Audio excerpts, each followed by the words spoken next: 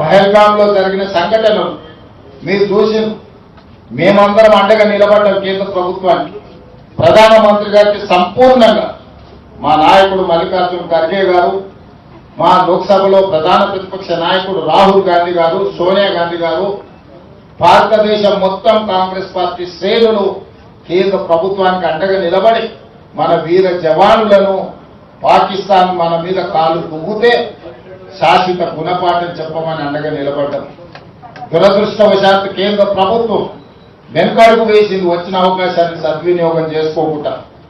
America president ఒత్తిడి తీసుకొచ్చినా, నేను యుద్ధాన్ని ఆపినా, లేకపోతే ఆర్థిక ప్రయోజనాలు నేను దెబ్బతీస్తానికి బెదిరిస్తే భారతదేశం లొంగిపోయిందని చెప్పి ట్రంప్ ప్రకటించే పరిస్థితి వచ్చిందనంటే ఈ దేశంలో నడుస్తున్న ప్రభుత్వం ట్రంప్ ఒత్తిడికి లొంగిపోయిందని విస్పష్టంగా ఈరోజు ప్రజలు భావించవలసిన పరిస్థితి వచ్చింది.